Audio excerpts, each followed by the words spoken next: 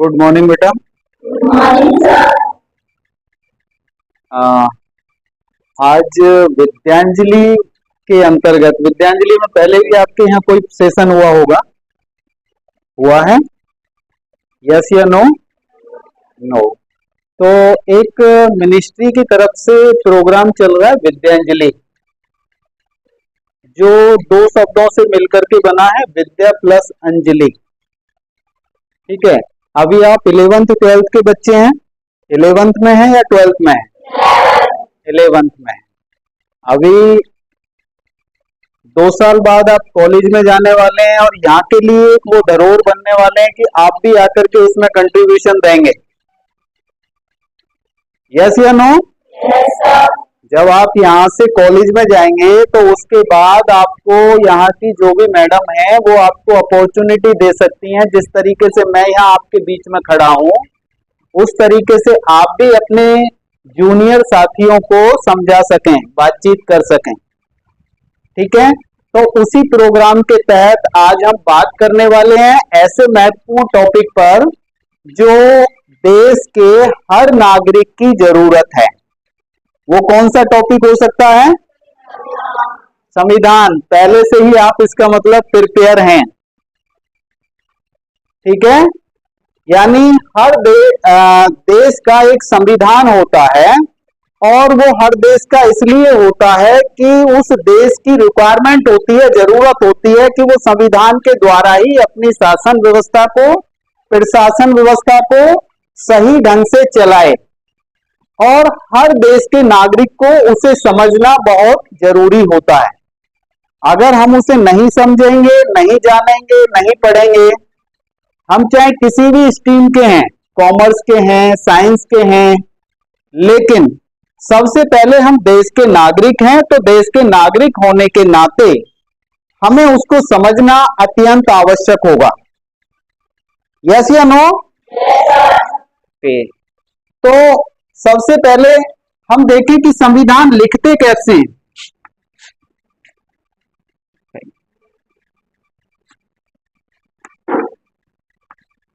इसका अर्थ आपको पता है? सिंपल एक शब्द में हम सीधी सीधी सी भाषा में बात करेंगे। ठीक है, आप पढ़ते हैं, कॉमर्स होगा ना, सिविक्स में भी टॉपिक होगा आपका संविधान से संबंधित। ठीक है, और हर किताब में, एनसीईआरटी की हर किताब में संविधान से संबंधित 2 चीज दे रखी है। पहले आप देखेंगे तो वहां पर मौलिक अधिकारों के बारे में बात की है, मौलिक कर्तव्यों के बारे में बात की है। यस या नो? Very good. तो वो सबने पढ़ा है? जब हम किताब खोलते हैं तो वो सबसे पहले पढ़ते हैं या नहीं? पढ़ते हैं। तो इन सब चीजों की हमें जरूरत है। वो ही क्यों दिया है पूरे संविधान से, दूसरी चीजें क्यों नहीं दी? क्या हमने कभी इस तरीके से क्रिटिकल थिंकिंग करी, इस पर सोचा? मौलिक अधिकार ही उसने क्यों दिया हमारी हर किताब में, एनसीईआरटी ने? मौलिक कर्तव्य ही क्यों लिख करके दिया हर किताब में, चाहे वो इंग्लिश की किताब हो, चाहे वो साइंस की किताब हो, चाहे वो एसएसटी की किताब हो। मैम आप बैठ जाइए। ठीक है, क्यों दिया? कभी हमने सोचा इसके बारे में? कितने बच्चों ने सोचा? नहीं सोचा। क्योंकि संविधान के अंदर वो 2 चीज इतनी महत्वपूर्ण है कि उनको समझे बिना हम अपने जीवन को सही तरीके से नहीं चला सकते। हम अपनी सरकार से, अपने देश की राज्य व्यवस्था से, शासन व्यवस्था से उन अधिकारों के प्रति बात नहीं कर सकते जो उसमें दे रखे हैं, जो हमारा राइट है। ठीक है, और उन कर्तव्यों को नहीं निभा सकते जो संविधान हमसे चाहता है। जो संविधान हमसे चाहता है एक देश का नागरिक होने के नाते कि ये काम आपको करने पड़ेंगे। जैसे आप विद्यार्थी हैं तो स्कूल में आते हैं, सबसे पहला काम क्या है कि आप अच्छी एजुकेशन लें, डिसिप्लिन में रहें, अपनी मैडम का आदेश का पालन करें, छोटे बच्चों से प्यार करें, बड़े बच्चों अपने से सीनियर का सम्मान करें। ये सारी चीजें आपको क्या कहते हैं कि ये आपके कर्तव्य का पार्ट बन जाता है एज ए विद्यार्थी, एज ए स्टूडेंट।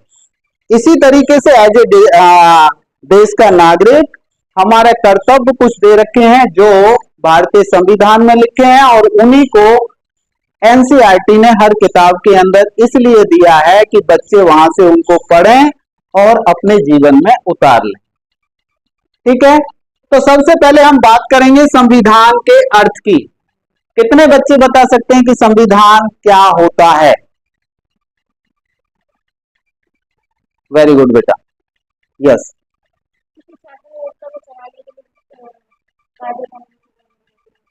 गुड। आप कुछ कहना चाहते हैं? यस, आपने हाथ रेज किया था।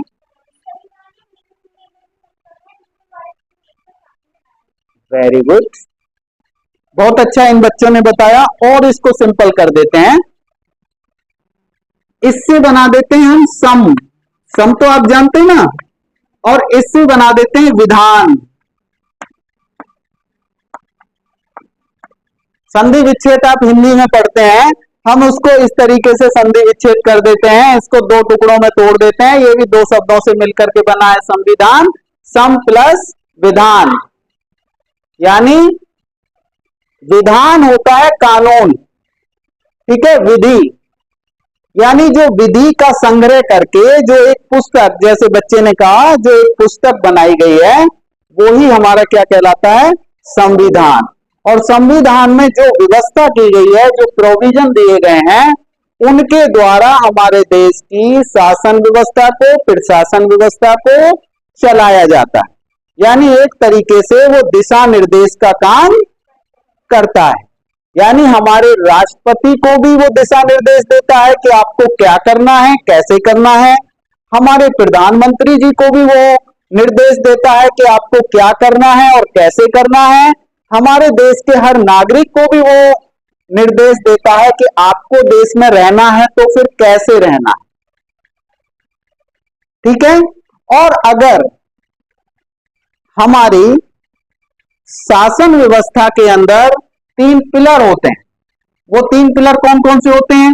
एक तो होती है विधायिका, ठीक है, एक होती है कार्यपालिका, ठीक है, और एक होती है न्यायपालिका। वेरी गुड, आप बहुत अच्छे बच्चे हैं।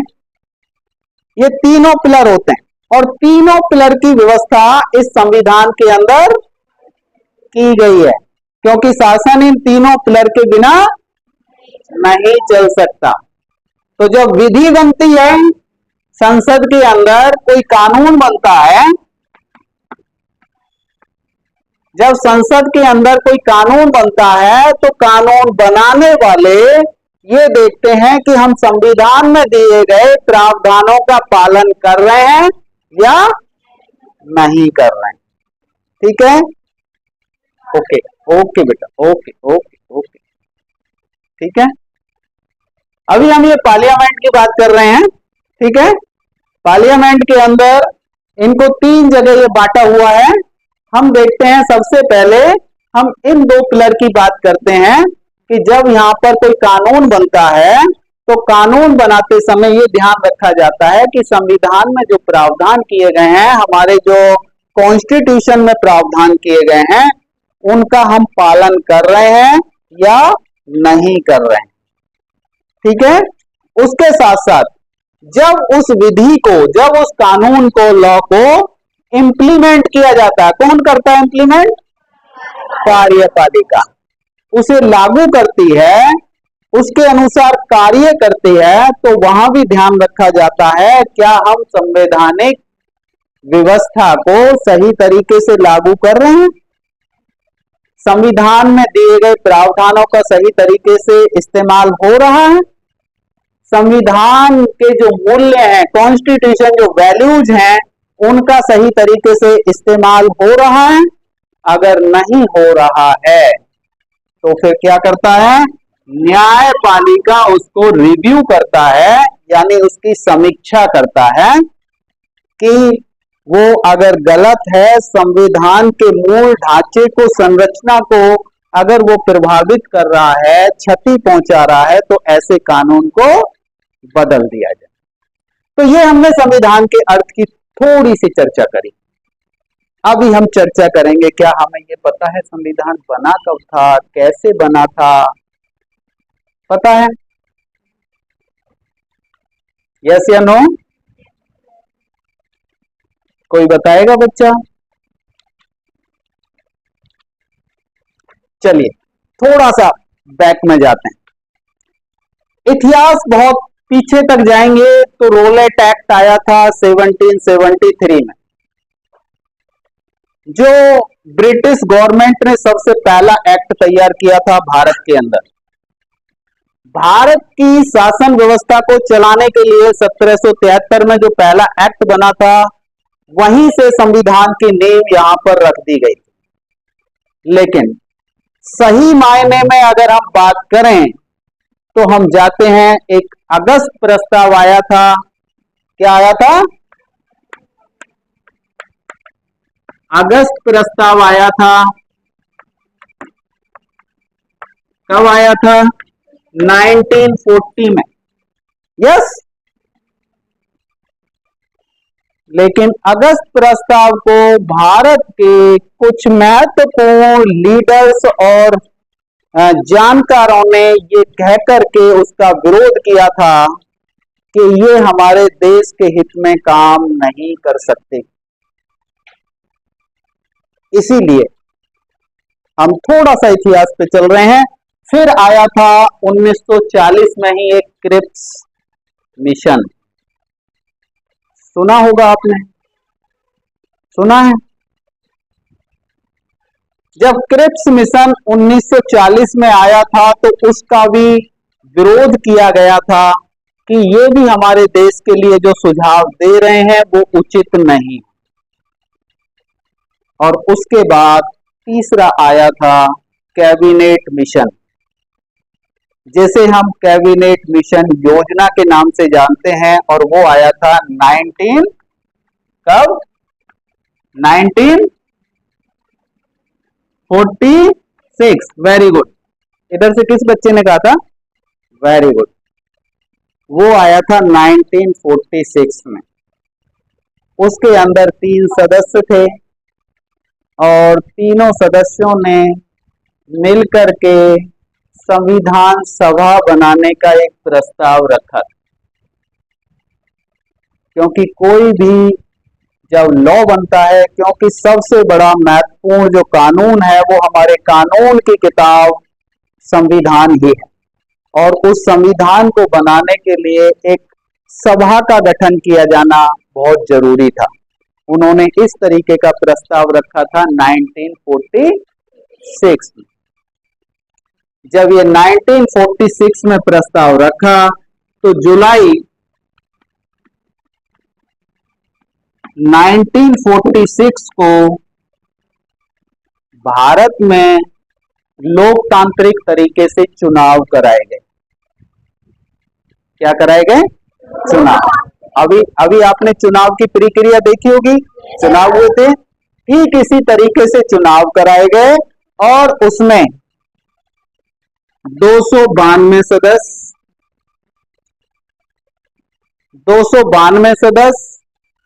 कहां से आने थे? कहां से आने थे? आपको सब कुछ रिकॉल होगा क्योंकि आपने जब पढ़ा है सिविक्स के साथ। और 4 सदस्य कहां से आने थे? टोटल सदस्य की संख्या कितनी थी?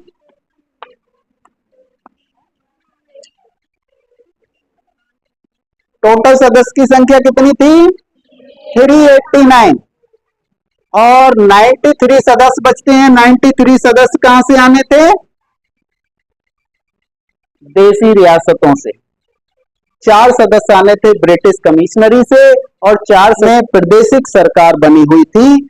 292 सदस्य वहां से चुने जाने थे जो विधायक यानी विधानसभाएं बनी हुई थी, और 4 सदस्य कमिश्नरी से चुने जाने थे। 93 सदस्य देसी रियासतों से, क्योंकि उस समय हमारा देश बहुत सी रियासतों में भी बटा हुआ था, जहां पे रजवाड़े होते थे, राजाओं का वर्चस्व होता था, राजाओं का अधिकार होता था। तो वो देसी रियासतें कहलाती थी। 93 सदस्य वहां से आने थे। टोटल मिलाकर के संविधान सभा में कितने सदस्य चुने जाने थे? वो प्रस्ताव किसने दिया था? कैबिनेट मिशन ने 1946 में।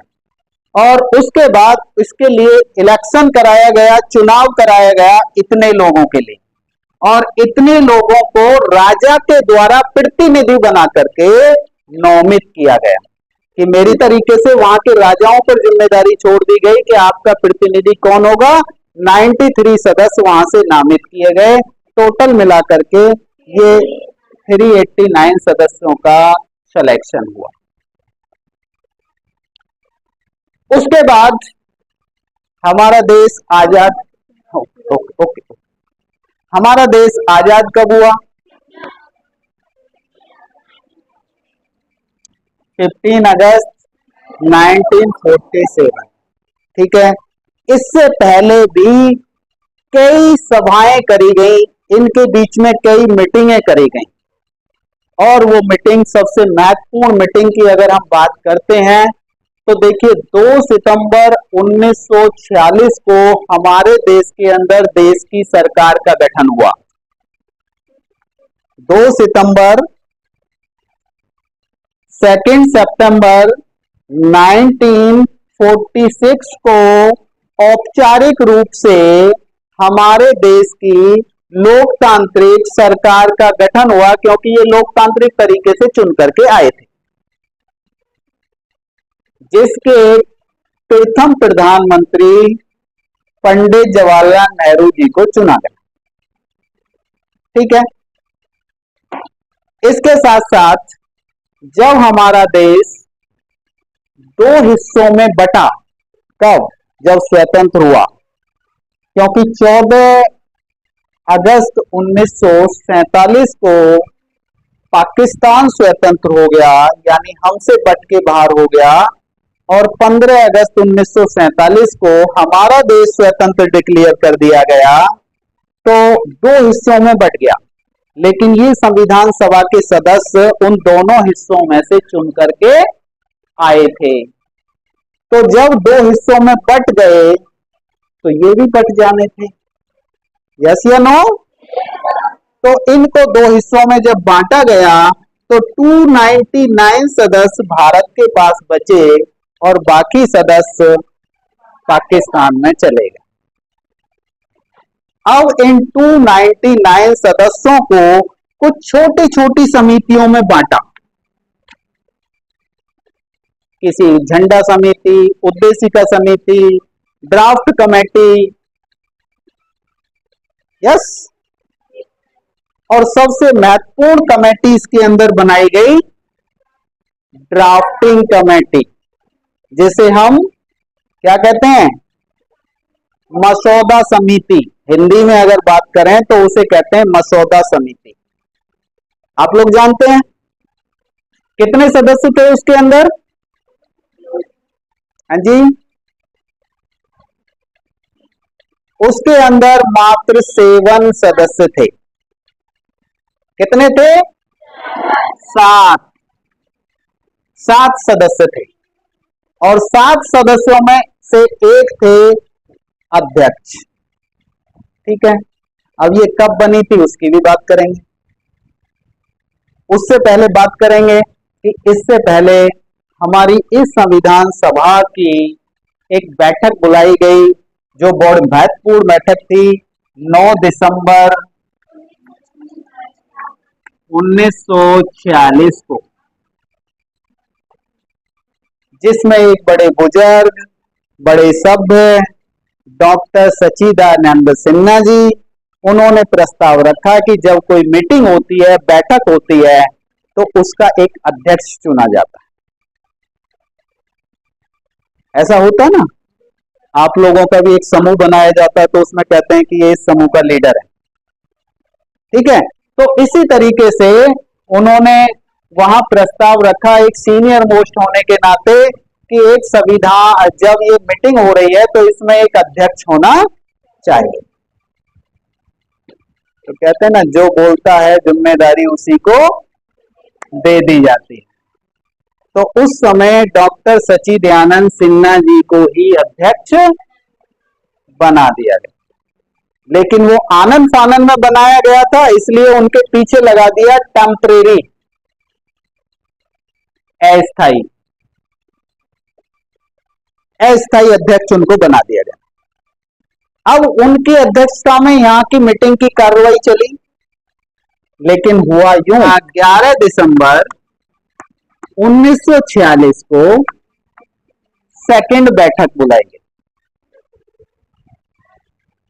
और उसमें डॉक्टर राजेंद्र प्रसाद जी को संविधान सभा का स्थायी अध्यक्ष यानी परमानेंट प्रेसिडेंट चुन लिया गया।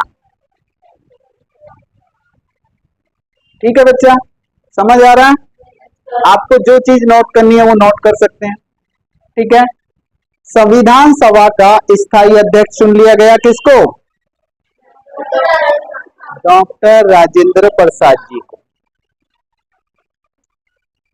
उसके बाद कार्रवाई शुरू हुई और कार्रवाई शुरू होते होते एक तीसरी बैठक बुलाई गई।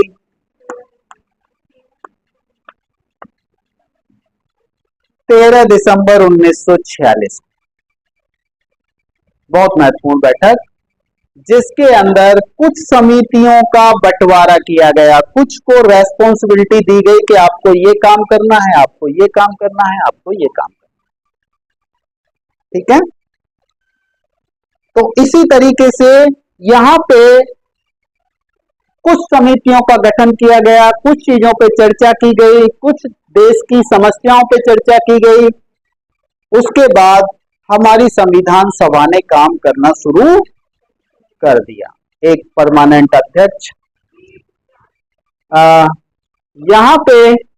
और जो हम यहां महत्वपूर्ण एक समिति की बात कर रहे थे, ड्राफ्टिंग कमेटी, काम तो यहां से होना शुरू हो गया, बातचीत शुरू हो गई, चर्चा शुरू हो गई, प्रस्तावना आनी शुरू हो गई, लेकिन छोटे छोटे ड्राफ्ट आने शुरू हो गए, जिम्मेदारियां दे दी, उन्होंने काम करना शुरू कर दिया। लेकिन एक महत्वपूर्ण समिति का गठन हुआ 29 अगस्त 1947 को, देश को आजाद होने के बाद। ठीक है, और जब देश आजाद हुआ था और संविधान सभा का बंटवारा हुआ था, तो उस समय इसके अध्यक्ष कौन थे? कौन थे? Doctor B.R. अंबेडकर। लेकिन ये उस समय चुन करके आए थे अविभाजित बंगाल से, और जब हमारा देश विभाजित हुआ तो बंगाल का वो भाग चला गया था पाकिस्तान में। लेकिन ये पाकिस्तान में जाने के लिए तैयार नहीं थे, तो इन्होंने अपनी सदस्यता कर दी खत्म और ये भारत में रहे। इनकी जो कानून की जो एक विशेषज्ञता थी, एक स्पेशलाइजेशन था इनका कानून के अंदर, उसको ध्यान में रखते हुए संविधान सभा ने ये सोचा कि इनको अपनी संविधान सभा में लाना अत्यंत आवश्यक है। इनके बिना हमारा काम, तो उन्होंने इनको बम्बई प्रेसिडेंसी से दोबारा से चुन करके लेकर के आए और यहां पर इनको अध्यक्ष पद दे दिया, यानी प्रेसिडेंट बना दिया। किसका? ड्राफ्टिंग कमेटी का अध्यक्ष यानी प्रेसिडेंट बना दिया, जिसमें 7 सदस्य थे।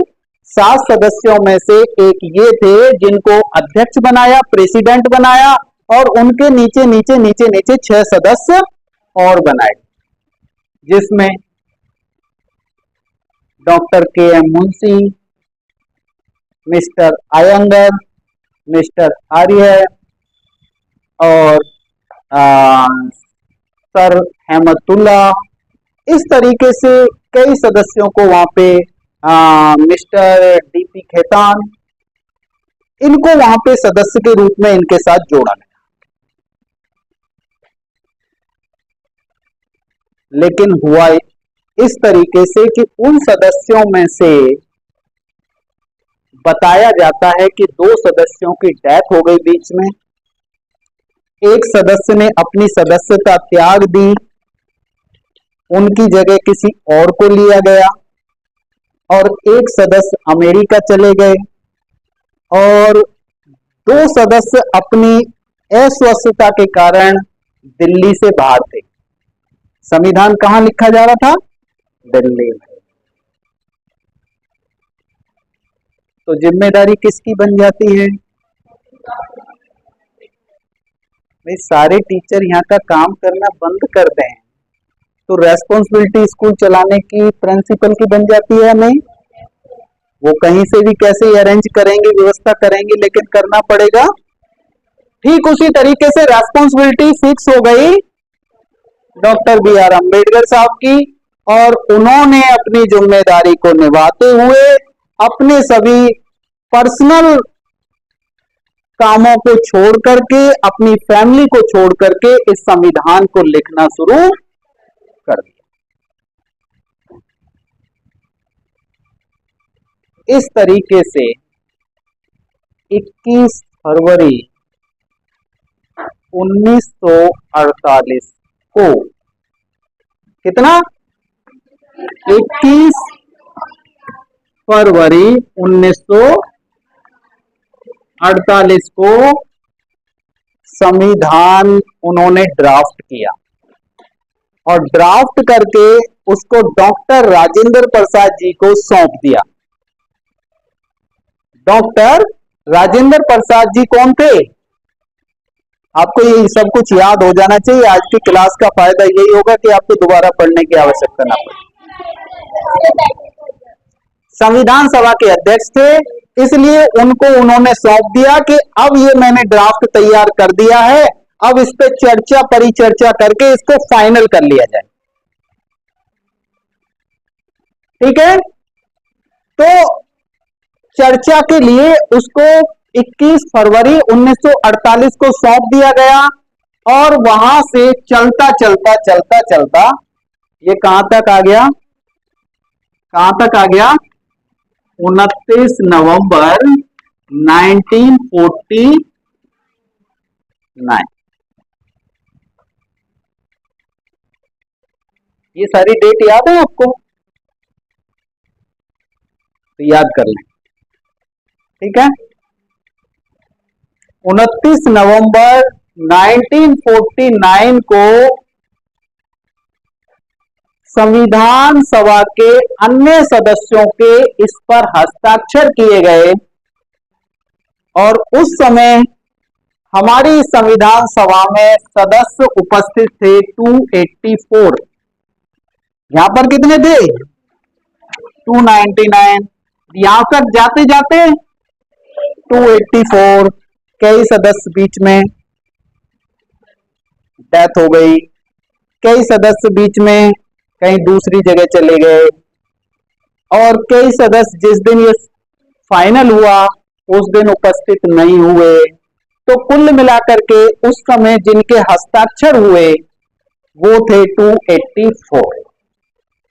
यहां हमारा संविधान बनके हो गया तैयार, यानी मुकब्बल हो गया, हिंदी में बोले तो तैयार हो गया।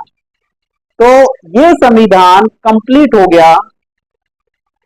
ठीक है, उसी समय इसके कुछ महत्वपूर्ण अनुच्छेदों को, कुछ महत्वपूर्ण प्रावधानों को लागू कर दिया गया। यस, लेकिन संपूर्ण संविधान को लागू नहीं किया गया। और वो कब किया गया?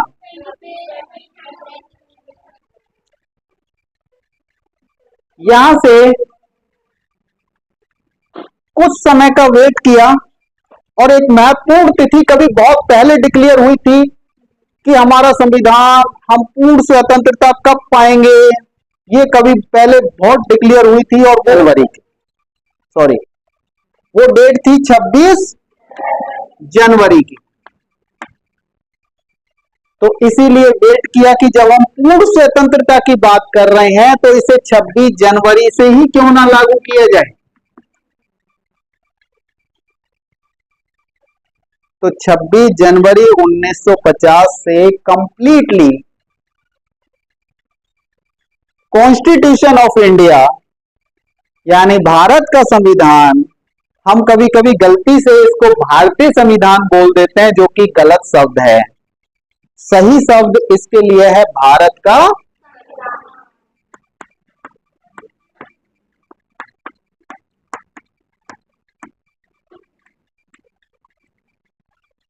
संविधान। ठीक है, ये पूर्ण रूप से लागू हो गया। और जो हमारी पहली सरकार बनी थी, जिसके पंडित जवाहरलाल नेहरू को प्रधानमंत्री बनाया गया था, उसी सरकार के अंदर doctor B are Ambedkar ji को कानून मंत्री बनाया गया था, लॉ मिनिस्टर। क्यों याद आती है आपको बात कि उनको बंगाल से सदस्यता खत्म हुई, बम्बई प्रेसिडेंसी से चुन करके लाया गया, इसीलिए उनको ये जिम्मेदारी दी गई कि आपसे ज्यादा लॉ में, कानून में कोई महत्वपूर्ण नहीं है, तो उनको यहाँ पर लॉ मिनिस्टर बनाया गया। यहां तक समझ में आता है। यहां से हमारा देश बन गया गणतंत्र। मनाते ना 26 जनवरी को गणतंत्र दिवस। इंग्लिश में क्या कहते हैं, रिपब्लिक डे। यस, रिपब्लिक का मतलब पब्लिक जिसकी, यानी जनता जिसकी शक्ति का निर्वाह करती हो, पावर जनता के पास हो, इसीलिए रिपब्लिक वर्ड वहां से निकल के आया। अब आप देखिए कि यहां पर हमारा गणतंत्र बन गया। गणतंत्र के अंदर भी दो शब्द हैं, गण और तंत्र, या लेकिन अभी बहुत कुछ बाकी है। क्या हम संविधान के बारे में आगे कुछ जानते हैं? इसकी है एक प्रस्तावना, बहुत सुंदर सी।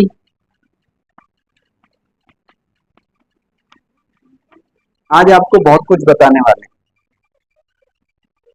जब आप लॉन्ग क्वेश्चन का आंसर लिखते हैं ना, ऐसे क्वेश्चन का आंसर लिखते हैं, तो आप लिखते हैं सबसे पहले क्या लिखते हैं, इंट्रोडक्शन। हिंदी में लिखते हैं प्रस्तावना, उद्देशिका, भूमिका। यस या नो? उसके अंदर पूरा आप निचोड़ लिखते हैं। ठीक है, तो ठीक उस तरीके से भारत के संविधान की सबसे पहले लिखी गई प्रस्तावना, जिसे हम उद्देशिका भी कहते हैं, उद्देशिका भी कहते हैं और प्रस्तावना भी कहते हैं। ठीक है, इंट्रोडक्शन भी कहते हैं, संविधान का इंट्रोडक्शन। और ये आपने पढ़ी है, कितने बच्चों ने पढ़ी है? संविधान की उद्देशिका कितने बच्चों ने पढ़ी है? आपने पढ़ी है? Very good. तो बेटा बताएं पहले शब्द इसमें क्या है? जी, संपन्न प्रभुत्व। Very good. और कोई कुछ बताएगा? बैठिए, चलिए।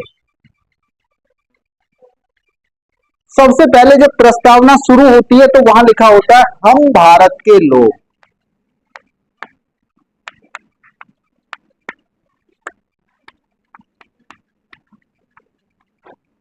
यहां से शुरू होती है। कहां से शुरू होती है? हम भारत के लोग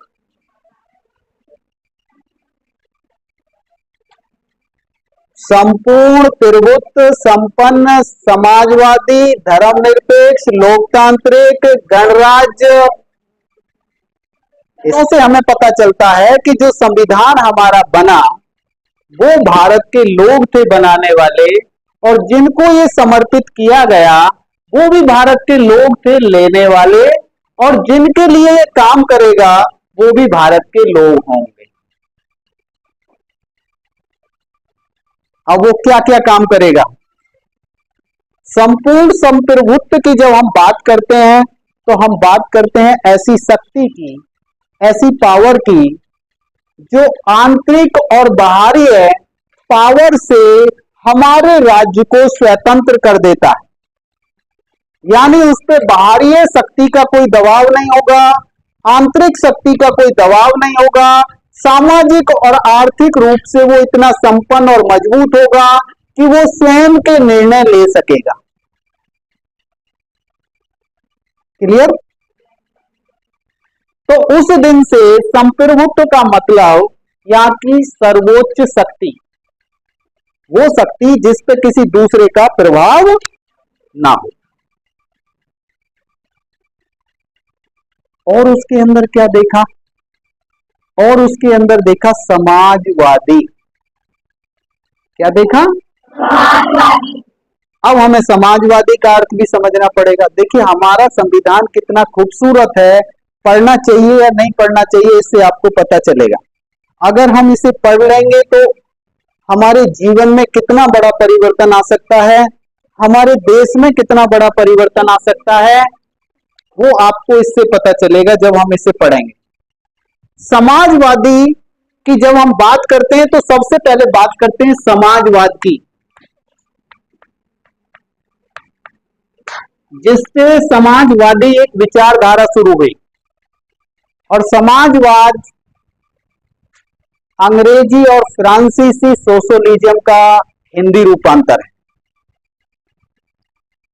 अंग्रेजी और फ्रांसीसी भाषा के सोशलिज्म का हिंदी रूपांतर है। और सोशलिज्म का जो अर्थ है, जो 19वीं शताब्दी में इसे स्थापित किया था, इस शब्द का जन्म हुआ था समाजवाद का, तो उसका अर्थ था व्यक्तिवाद के विरुद्ध।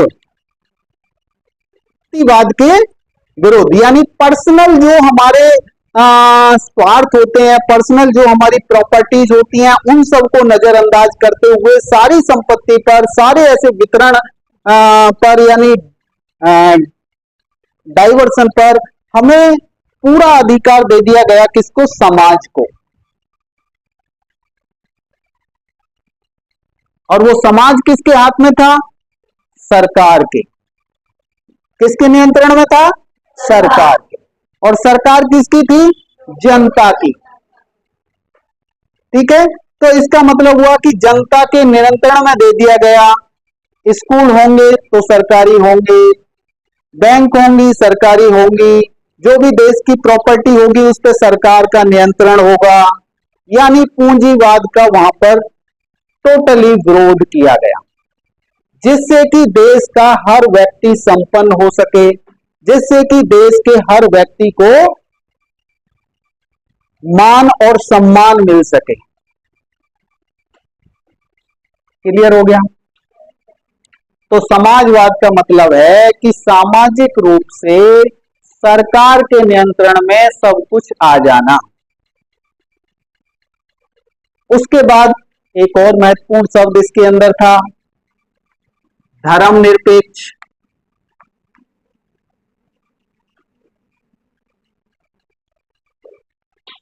पंथ निरपेक्ष भी आप पढ़ते हैं इसे। Yes, secularism. क्लियर हो गया? यानी हमारा देश क्या होगा? सेकुलर होगा।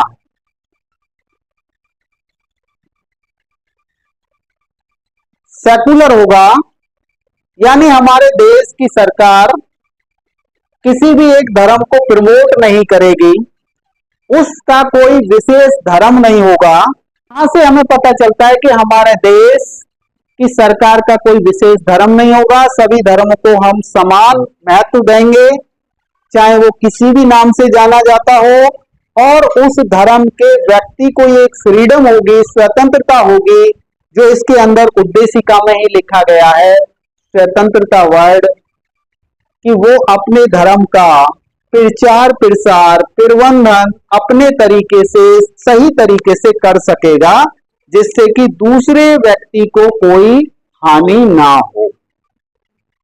यानी दूसरे व्यक्ति को, दूसरे धर्म के व्यक्ति को कोई नुकसान ना हो, उस तरीके से शांति प्रिय ढंग से अपने धर्म का प्रचार प्रसार और उसका प्रबंधन कर सकेगा। इसीलिए हमारे देश के अंदर जहां मस्जिद होती है वहां मंदिर भी होता है। यस या नो? कोई किसी तरीके का भेदभाव नहीं होता है, क्योंकि ये संविधान कहता है। तो संविधान अच्छा है या नहीं? लोकतांत्रिक, उसको आपने समझ ही लिया।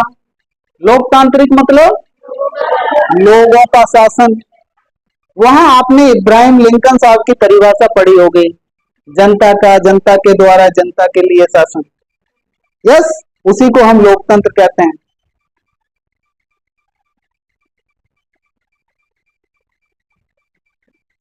ठीक है। इसके साथ साथ जब हम बात करते हैं विचार अभिव्यक्ति की और न्याय की और बंधुता की, ये मैं आपको जो ना उद्देशिका में से ही शब्द ले रहा हूं, ये सब उद्देशिका में लिखा हुआ है, और उद्देशिका प्रस्तावना वो होती है जो पूरे संविधान का वर्णन कर देती है। उसके अंदर जो कुछ पूरे संविधान में दिया है, बहुत कुछ हमारे उद्देशिका में मिलता है। अगर हम उन उद्देशिका में दिए गए शब्दों के आधार पर भी काम करना शुरू कर दें फ्रीली, तो बहुत अच्छा रिजल्ट हमें देखने को मिल सकता है। वहां पर हमें स्वतंत्रता दी है, विचार और अभिव्यक्ति की स्वतंत्रता और न्याय की स्वतंत्रता। आप किसी प्लेटफॉर्म पर जाकर के बोलना चाहें, अपनी बात रखना चाहें तो रख सकते हैं। अगर कोई आपको बाध्य करे कि आप नहीं रखेंगे तो आपका जो मौलिक अधिकार है, विचार अभिव्यक्ति की स्वतंत्रता जो प्रदान करता है, स्वतंत्रता का जो अधिकार आपको मिला है संविधान के भाग 3 में, जब आप पढ़ेंगे संविधान के भाग 3 में अनुच्छेद 12 से लेकर के 35 तक आपको मौलिक अधिकार दिए गए, फंडामेंटल राइट्स दिए गए। तो उन फंडामेंटल राइट्स के अंदर एक आपको इक्वलिटी का अधिकार दिया है, एक आपको फ्रीडम का अधिकार दिया। तो उसी फ्रीडम के अंदर विचार अभिव्यक्ति की स्वतंत्रता भी आपको, यानी अपने जो व्यू हैं वो रखने की स्वतंत्रता भी आपको दी गई। वो आप लिख करके भी अपनी बात कह सकते हैं, प्रेस के माध्यम से भी कह सकते हैं, न्यूज़पेपर के माध्यम से भी कह सकते हैं, किसी मीडिया चैनल पर भी जाकर के आप कह सकते हैं, किसी प्लेटफॉर्म पर बोल करके भी आप कह सकते हैं। ये सारी स्वतंत्रता आपको कौन देता है? कॉन्स्टिट्यूशन ऑफ इंडिया, भारत का संविधान। न्याय सबको चाहिए। अगर कोई आकर के अन्याय करना शुरू कर दे तो आप न्याय के प्रति एफर्ट करेंगे या नहीं? और वो तभी करेंगे जब हमने संविधान पढ़ा होगा। यस, तो वो न्याय की जो हमें व्यवस्था मिली है वो हमारे कॉन्स्टिट्यूशन के अंदर मिली है। उसके बावजूद भी हमें कोई बोलने नहीं देता, हमें समानता का अधिकार नहीं देता, तो हम क्या करेंगे? कर सकते हैं? कुछ कर सकते हैं? क्या कर सकते हैं बताएं? कंप्लेंट कर सकते हैं। कहां? मान लीजिए मेरा जो अधिकार है स्वतंत्रता का अधिकार, और उस पर किसी ने रुकावट लगा दी, ब्रेक लगा दी। Very good. यहां हमने बात करी थी ना तीन चीज की। विधायिका है हमारे पास, कार्यपालिका है, न्यायपालिका। और न्यायपालिका ऐसा पिलर है जो कार्यपालिका और विधायिका को भी नियंत्रण में रखता है कि भाई तसल्ली कर, सही से चल, संविधान के अनुसार चल, नहीं तो पार्लियामेंट के बाहर कर दिया जाएगा। यही कहता नहीं? तो वो हमें न्याय की व्यवस्था देता है, और अपने उस अधिकार की सुरक्षा के लिए हम सीधे सर्वोच्च न्यायालय जा सकते हैं, सुप्रीम कोर्ट जा सकते हैं। मौलिक अधिकार का अगर हनन होता है, उसको क्षति पहुंचती है किसी कानून के द्वारा, किसी ऑर्डर के द्वारा, किसी निर्देश के द्वारा, तो हम अपने मौलिक अधिकार की रक्षा और सुरक्षा के लिए सीधे कहां जा सकते हैं? और अगर हमारे घर के झगड़े हों तो कहां जा सकते हैं? क्या सुप्रीम कोर्ट सीधे जा सकते हैं? नहीं जा सकते। उसके लिए एक सिस्टम बनाया है। पहले आपको डिस्ट्रिक्ट कोर्ट जाना पड़ेगा, फिर आपको हाई कोर्ट जाना पड़ेगा, फिर आपको सुप्रीम कोर्ट जाना पड़ेगा। जब आप वहां के न्याय से आप सेटिस्फाई नहीं होंगे, लेकिन अपने अधिकार की सुरक्षा के लिए आप सीधे जो देश का सर्वोच्च न्यायालय कहलाता है, तो उसमें आप जा सकते हैं अपने अधिकारों की सुरक्षा के लिए। इसके अंदर बहुत से प्रावधान हैं, क्योंकि अभी आपकी शायद राष्ट्र की ओर बात कर लेते हैं। ठीक है, संविधान जब बना था तो उसके अंदर 395 अनुच्छेद क्या थे?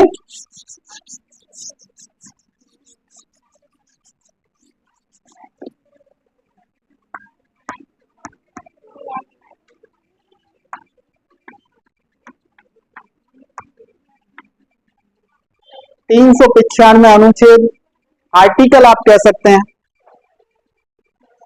ठीक है, आर्टिकल्स कह सकते हैं। 395 आर्टिकल्स हमें वहां मिलते थे। इसके अंदर कुछ सर्व आर्टिकल्स भी मिलते थे, छोटे छोटे आर्टिकल्स भी मिलते थे, जिन्हें का खा गा ABCD करके बाइफरकेट किया गया था। और उसके साथ साथ इसके अंदर 8 अनुसूचियां मिलती थी।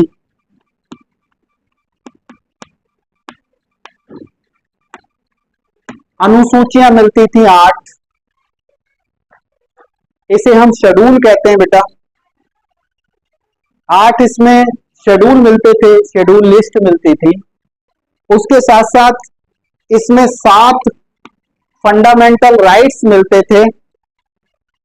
नीति निर्देशक तत्व, नीति निर्देशक तत्व, डायरेक्टिव प्रिंसिपल्स जिसे आप कहते हैं, वो इसके अंदर मिलते थे। और इसके अंदर लास्ट में मिलता था जिसपे 284 लोगों के हस्ताक्षर हुए। क्लियर हुआ? ये हमारा क्या है? मूल संविधान। ये है मूल संविधान। जब संविधान बनके तैयार हुआ तो ये व्यवस्था थी हमारे संविधान के अंदर। लेकिन आज अगर हम बात करें तो ये बढ़ते बढ़ते बढ़ते बढ़ते संशोधन होते होते होते होते इसमें बहुत कुछ परिवर्तन हुआ है। ये लगभग 480 हो गए हैं। अनुच्छेदों की संख्या, आर्टिकल्स की संख्या लगभग 480 हो गई है। और जो ये अनुसूचियां हैं इनकी संख्या बढ़ के 12 हो गई है। ठीक है, और ये जो फंडामेंटल राइट्स की हम बात कर रहे थे, ये अब घट के 6 रह गए। ठीक है, ये घट के 6 रह गए, क्योंकि इसके अंदर से एक जो संपत्ति का अधिकार था उसे हटा दिया गया। ठीक है, संपत्ति के अधिकार को हटा के उसे कानूनी अधिकार बना दिया है और उसे डाल दिया गया है अनुच्छेद 300 में। कहां डाल दिया है? अनुच्छेद 300 में। वहां से हटा के अनुच्छेद 300 में ले जाकर के उसे कानूनी अधिकार बना दिया है। अगर हमें अपनी संपत्ति को जस्टिफाई करना है कि मेरी संपत्ति मेरी इनकम के अनुसार है और मैं रखने का अधिकार रखता हूं, तो उसे जस्टिफाई करना पड़ेगा एज पर लॉ, कानून के अनुसार। ठीक है, इसे इसीलिए हटाया क्योंकि समाजवाद शब्द वहां आ गया कि हम अनऑथराइज कब्जा नहीं रख सकते। ठीक है, क्योंकि वहां पर सबसे पहले कंट्रोल किसका होगा? गवर्नमेंट का। और बंटवारा भी कौन करेगा? गवर्नमेंट करेगी। संपत्ति का वितरण भी कौन करेगा? गवर्नमेंट करेगा। और गवर्नमेंट कौन होगी? हम होंगे, मतलब जनता होगी। ठीक है, तो इस तरीके से उसको वहां से हटा दिया गया।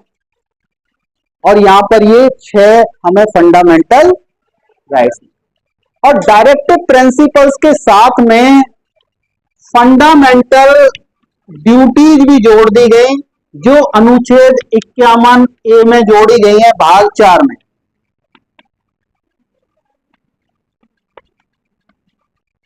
संविधान के पार्ट 4 के अंदर हमें अनुच्छेद दिए गए हैं 36 से लेकर के 51 तक। कितना दिए गए? 36 से लेकर के 51 तक। और जो फंडामेंटल राइट्स की बात करते हैं तो वो है भाग 3, क्योंकि हमारा संविधान जब बना था तो उस समय 22 भागों में बटा हुआ था। आज हम ABCD की बात करते हैं तो आज लगभग 26 भागों में बटा हुआ है। ठीक है, अब उन 26 भागों के अनुसार हमारे संविधान का इस तरीके से बाइफरकेशन है भाग के अकॉर्डिंग। और भाग 4 की बात करते हैं तो वहां पर हमें फंडामेंटल ड्यूटीज मिलती हैं 4(4)A के अंदर। ठीक है, जो डायरेक्टिव प्रिंसिपल्स के साथ में जोड़ी गई। ठीक है, उससे पहले मिलते हैं डायरेक्टिव प्रिंसिपल, जो आर्टिकल 36 से लेकर के 36 से लेकर के 51 तक उसमें वर्णन किया गया। ठीक है, उसके बाद हमारा भाग आता है यानी पार्ट 5। ठीक है, पार्ट 5 के अंदर हमें दिया गया है कि हमारी जो सरकार का गठन कैसे होगा, प्रधानमंत्री कैसे बनेंगे, उप प्रधानमंत्री कैसे बनेंगे, राज्यपाल कैसे बनेंगे, उनकी शपथ जो ली जाती है वो कैसे लेंगे, कौन से वर्ड बोलेंगे शपथ लेते समय, उनकी ड्यूटीज क्या होंगी, उनकी पावर्स क्या होंगी, राष्ट्रपति कैसे बनेंगे, कौन बन सकता है, उनकी एज क्या होगी, एलिजिबिलिटी क्या होगी।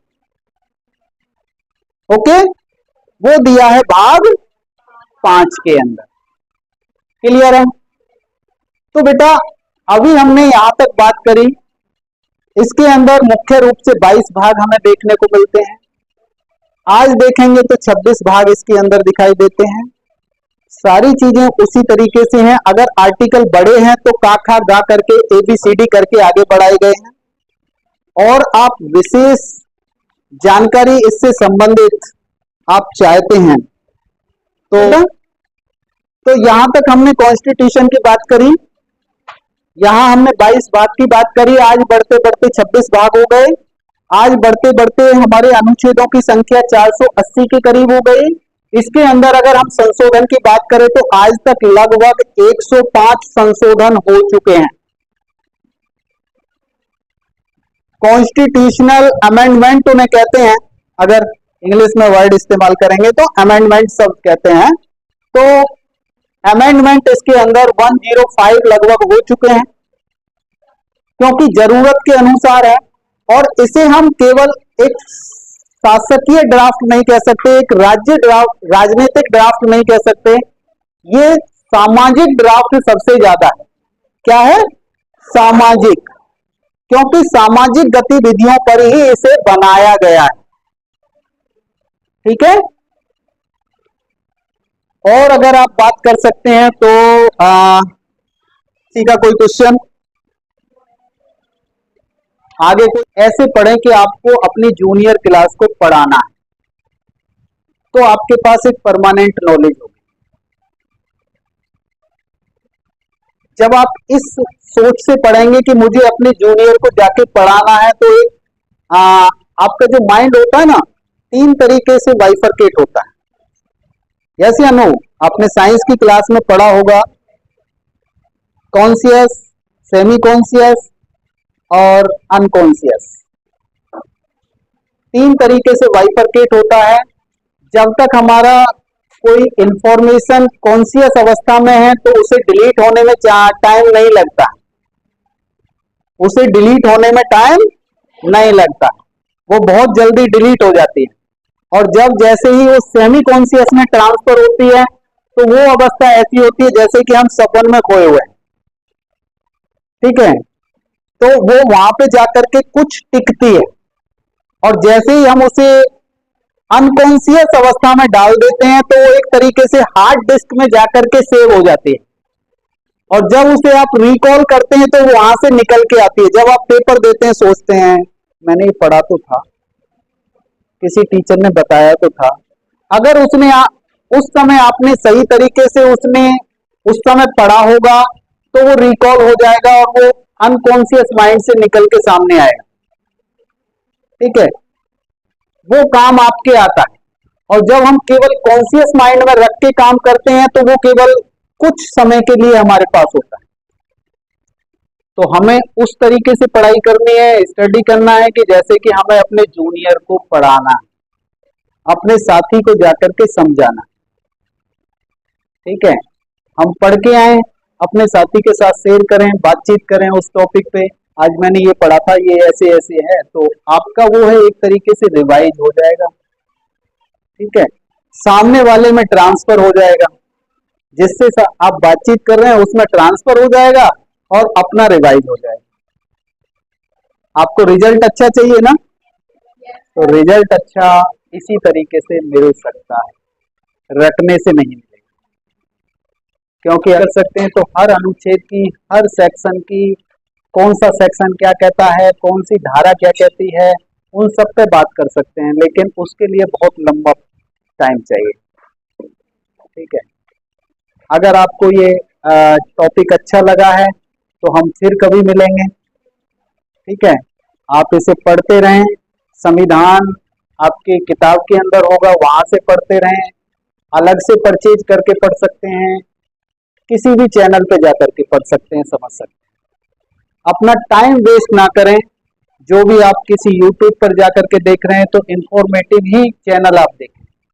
ठीक है, विदाउट इंफॉर्मेटिव चैनल पर ना जाएं, ऐसे चैनल पर ना जाएं देखिए जो आपका समय वेस्ट कर रहा है। ठीक है, कहां से क्या अच्छी चीज मिल रही है उसे नोट डाउन कर लें, अपनी लाइफ में उस चीज को उतार लें, तभी बेहतर होगा। किताब के लिए जो हमें पेपर में लिखना है वो तो हमें टीचर पढ़ाते ही पढ़ाते हैं, हमारी किताब में होता ही होता है, लेकिन व्यावहारिक नॉलेज होना बहुत जरूरी है। क्योंकि यहाँ पर जब हम कॉन्स्टिट्यूशन वैल्यूज की बात करेंगे, तो इसके अंदर ये जो 4-5 शब्दों पे मैंने बात करी, वो कॉन्स्टिट्यूशन वैल्यूज है, जिनको हर व्यक्ति को उतारना चाहिए अपने जीवन में। हम ह्यूमन वैल्यूज की भी बात कर सकते हैं कि हमें ह्यूमन वैल्यूज भी देखना पड़ेगा, हमें फाइनेंशियल मैनेजमेंट भी देखना पड़ेगा। सबसे बड़ी प्रॉब्लम क्या होती है कि हम 12th पास कर लेते हैं, ग्रेजुएशन कर लेते हैं, पोस्ट ग्रेजुएशन कर लेते हैं, बाहर जाते हैं तो बेरोजगारी सामने आ जाती है, रोजगार नहीं होता हमारे पास। कारण क्या है? क्योंकि हमारे पास वो वैल्यूज नहीं है जिनको प्रैक्टिकली हमसे कंपनी चाहती है, हमसे डिपार्टमेंट चाहता है। अगर वो वैल्यूज के साथ हम जा रहे हैं, तो हमें कोई भी अपने पास रखने के लिए तैयार हो जाएगा। यस या नो? हमारे मदर, फादर, फैमिली, रिलेटिव्स, वो भी चाहते हैं कि हमारा बच्चा एक अच्छी वैल्यूज के साथ आगे बढ़े।